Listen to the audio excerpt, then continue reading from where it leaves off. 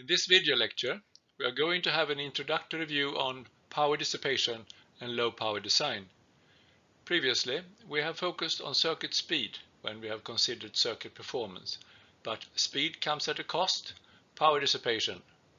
There is dynamic power which is dissipated in circuits at work, and there is static power dissipated in circuits at standby. In this video lecture, we are going to have a look at how and when power is dissipated and have a look at some basic methods for reducing power dissipation.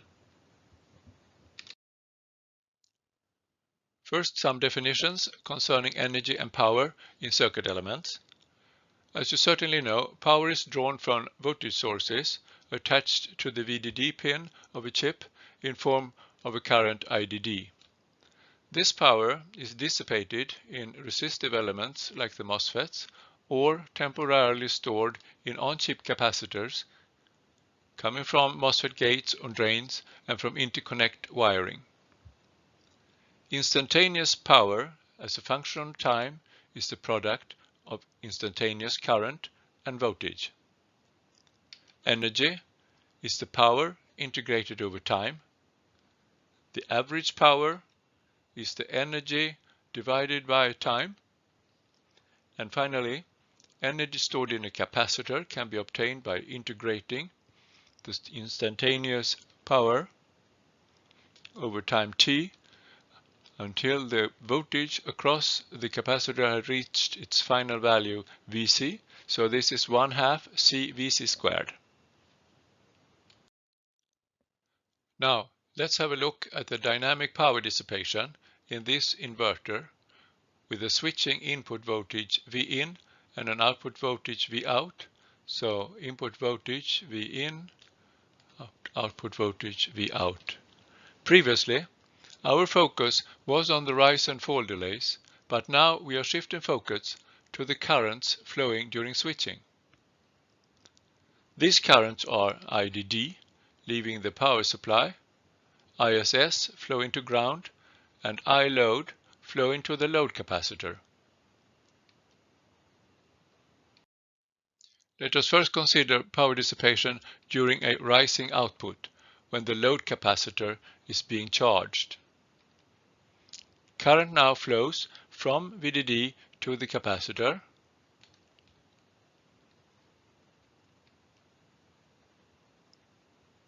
From the moment when the P-channel MOSFET starts to conduct, which is when the input voltage drops below VDD plus VTP, to when the output voltage reaches its final value. During this period, IDD and I-load are equal. All current is flowing from the power supply into the capacitor. The energy needed to charge the capacitor C-load to its final value VDD is equal to C-load VDD squared. You see the equations here. The energy stored in C-load is equal to half of the energy needed to charge the capacitor. The other half of the energy was dissipated as heat in the P-channel MOSFET. Let's shift focus to consider power dissipation during a falling output when the load capacitor is being discharged. Current now flows from the capacitor to ground. From the moment when the N-channel MOSFET starts to conduct, which is from when the input voltage rises above VTN until the output voltage reaches its final value.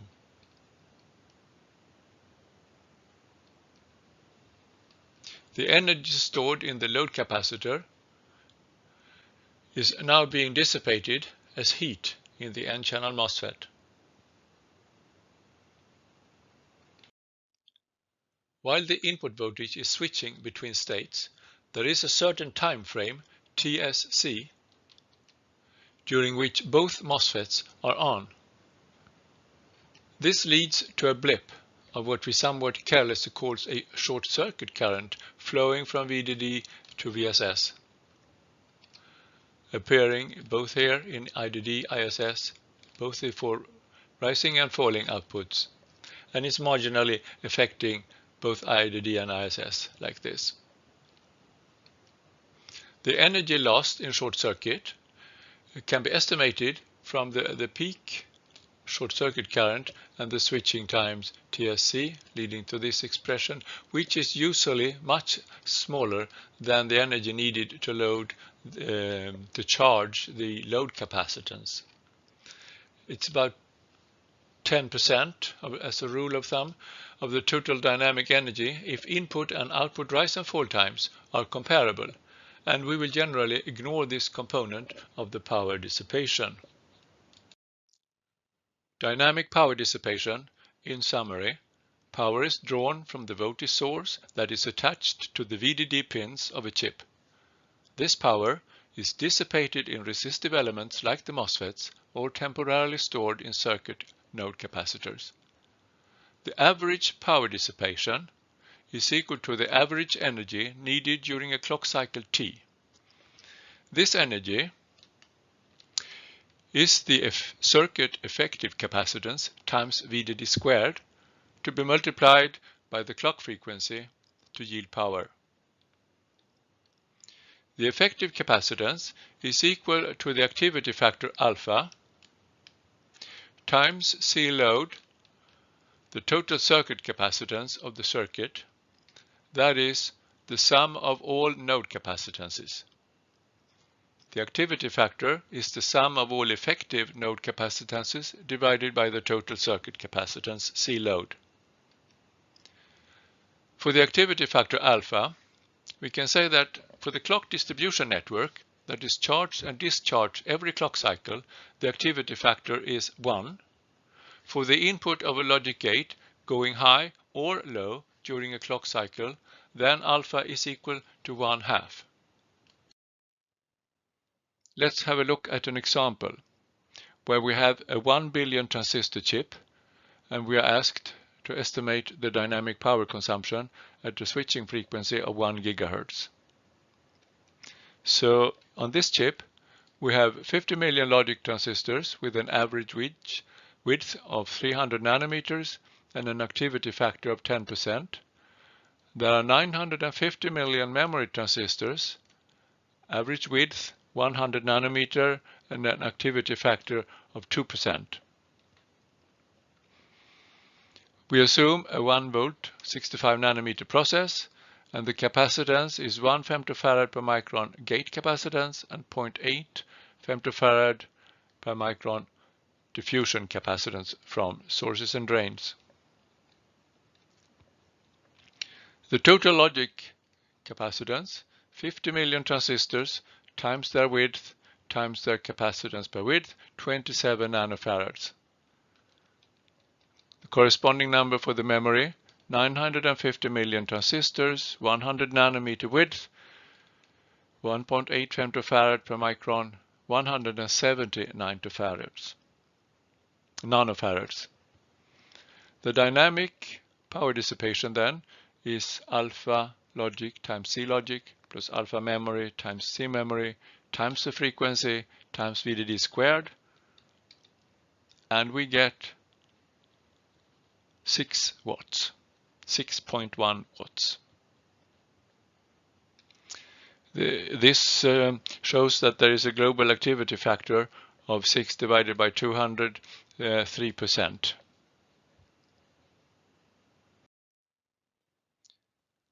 This is a slide that Pat Gelsinger from Intel showed at the International Solid-State Circuits Conference in 2001. It shows that power was not much of a concern during the 70s, 80s or 90s. But in the new millennium, there was a clear trend that the power density on processor chips was increasing rapidly. CPUs were already as hot as the hot plates on a kitchen stove and was approaching that of a nuclear reactor. A trend had to be broken. For Intel, this was the start of going multi-core. The race for meeting customer demand with higher and higher clock rates was over. But also in general terms, power dissipation was quickly becoming a main concern. So what could be done to reduce power dissipation? We could, of course, lower the power supply voltage, which would be very effective since the power is proportional to this voltage squared. But on the other hand, power gives speed. We could minimize the load capacitance by minimizing gate capacitances, fewer stages of logic and small gate sizes.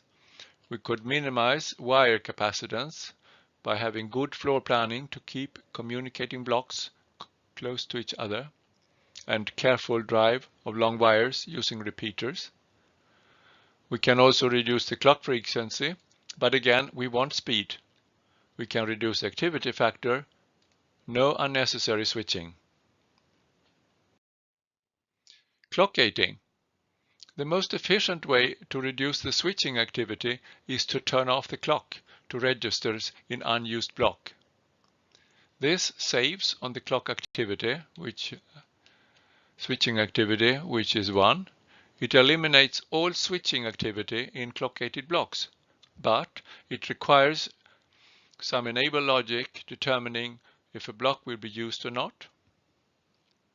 So this gated clock wire is not charged or discharged when the local clock is blocked by the clock gator.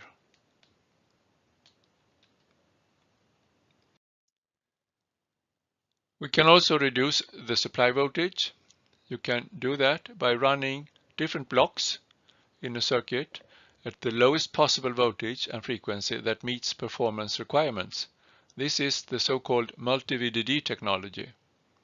The chip is divided into different voltage domains with separate voltage supplies to different blocks, as shown in this example, where the cache memories run on 1.2 volts while the CPU runs on 1.0 volt. One problem is that level converters are required when crossing from domains with low VDD to domains with higher VDD. So here is the VDD low and VDD high. So we need this level converter in between these blocks.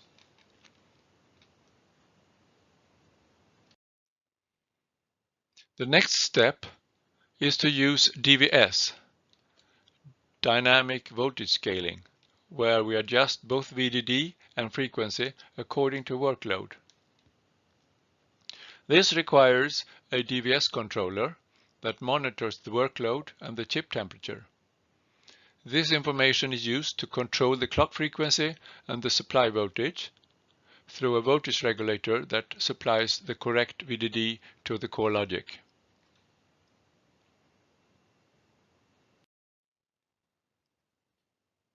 So far we have discussed dynamic power dissipation, but there is also static power dissipation. Static power is consumed even when chip is quiescent. Leakage draws power from nominally off devices. And this figure illustrates the gate leakage, drain leakage, and subthreshold leakage. Junction leakage from reverse biased PN junctions between diffusion and substrate is usually negligible, but second-order leakage mechanisms might be important in the future, like PTB, band-to-band tunneling, GIDL, the gate-induced drain leakage. When it comes to gate leakage, it's an extremely strong function of the oxide thickness and the gate voltage. It was negligible for older processes, but it approaches subthreshold leakage at 65 nanometer and below in some processes. It's an order of magnitude less for PMOS than for NMOS transistors. Keep thickness of gate dielectric at least 10.5 angstrom to prevent tunneling. High K gate dielectrics help.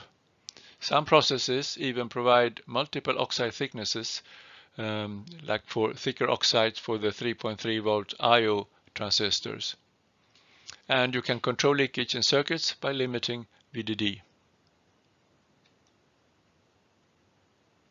Finally, subthreshold leakage. We're going to have a closer look at the subthreshold leakage. As geometries have shrunk to 65 nanometer and below, libraries have started to appear with multiple VT. That has become a common way of reducing leakage currents, and we will have a look at how. This is a semi-log plot of IDS versus VGS. It illustrates the subthreshold leakage. So here the MOSFET is in strong inversion, and then we have this exponential decay down to at 0 gate voltage, I off. That is our subthreshold leakage. The subthreshold swing, in this case, 80 millivolts per decade. So 1 decade for 80 millivolt change in voltage. So if we increase the threshold voltage by 80 millivolts, we will have a decade lower subthreshold leakage. So we get a 10x reduction in the subthreshold leakage. But it comes at a cost. So in this plot, we have plotted the leakage for low VT, standard VT, and high VT transistors, and you see that the leakage decreases, but at the same time the propagation delay is increasing. There's also here a relationship between the I off, the subthreshold leakage current at 0 gate voltage, and the gate delay. And we see that when leakage is decreasing, gate delay increases. Finally, we have power gating, a method for minimizing static power dissipation by simply turning off the power to idle blocks using sleep transistors between the power supply and the power gated block. For power gated blocks, we use a virtual supply line, VDD. And we gate the block outputs to prevent invalid logic levels to the next block, because we cannot leave the outputs from unpowered blocks floating. The voltage drop across sleep transistors degrades performance during normal operation. So we must size sleep transistors wide enough to minimize impact by keeping the difference between the supply voltages small. And switching wide sleep transistors costs dynamic power, so it's only justified when circuit sleeps long enough. Now let's return to our textbook example, and let's have a look again at our 1 billion transistor chip, where we had a logic block with 50 million transistors and a memory, on-chip memory, 950 million memory transistors. What would be the static power consumption of this chip? So all MOSFETs are high VT, except 5% of the logic MOSFETs on critical timing paths that are standard VT. The leakage information is subthreshold leakage for standard VT 100 nanoamps per micron, high VT 10 nanoamps per micron. Gate leakage 5 nanoamps per micron, and junction leakage, we can neglect that. Solution. The total gate width of 1 billion MOSFETs is 110 meters.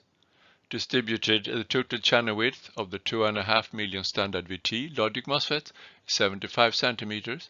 Total channel width of all the high VT MOSFETs is 109.25 meters.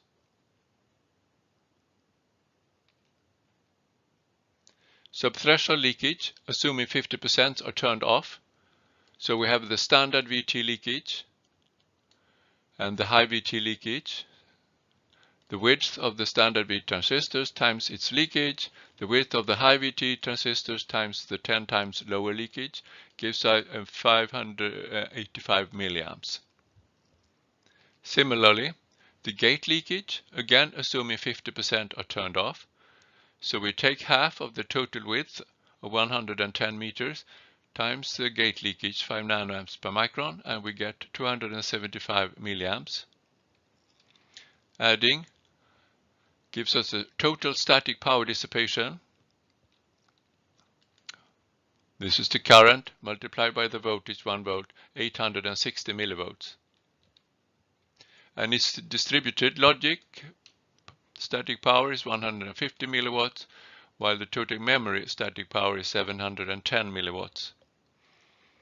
This 860 milliwatts of static power dissipation is about 14% of the 6.1 watt dynamic power that we calculated previously, and will deplete batteries of handheld devices rapidly. In summary, we have had a look at dynamic power dissipation, where the main source is repeatedly charging the capacitive circuit nodes while logical zeros become logical ones. But we also had a look at the blips of short circuit current while both pull-up and pull-down nets are on simultaneously during switching. Then we turned to static power dissipation, had a quick look at the drain junction leakage, which is most often negligible. Then we turned to gate leakage, which we in our example found could be up to 1/3 of the static power, and the main source, the subthreshold leakage. Then we turned to low power design and asked ourselves, how can power dissipation be reduced? So we had a look at different methods, including clock gating for reducing the switching activity, multi-VDD, dividing chips into voltage domains using reduced supply voltages for non-critical blocks, DVS, dynamic voltage scaling, where we monitor the workload and the temperature for controlling VDD and the clock frequency, multi-VT, reducing subthreshold voltage by using power-hungry low VT MOSFETs only in critical timing paths. And finally, power gating, where we turn power off to idle blocks, sending them into sleep mode. So that's it, folks. Thank you very much for listening.